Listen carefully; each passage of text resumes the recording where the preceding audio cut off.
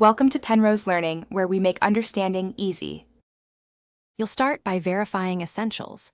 Confirm your microphone and speaker are functioning in system settings, and choose Chrome or the latest Meet app for best compatibility. Once signed into the right Google account, join or create the meeting immediately so settings are active. Then, open the three-dot menu labeled More Options in the meeting UI. This is where Meet hides audio enhancements.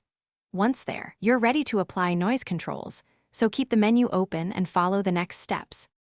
Now go to Settings from the three-dot menu and select the Audio tab. This is where you find noise cancellation. Toggle it on. This reduces background sounds like fans or keyboard clicks in real time, improving clarity for listeners. Make sure your active microphone is selected, especially if you plugged in a headset or USB mic, because noise cancellation applies per input. Also, note that older machines may use more CPU when enabled, so monitor performance and adjust if you notice stuttering. Finish by testing. Speak for several seconds and ask participants or a test recording to confirm reduced background noise and natural voice tone. If audio artifacts appear, disable then re-enable noise cancellation or switch browsers. A quick restart of the Meet app or your device often clears conflicts.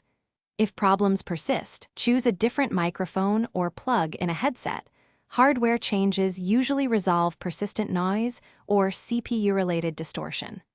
One key tip: update your browser and drivers before long meetings to minimize surprises. Thanks for watching. If this was helpful, leave a like and consider subscribing. See you next time.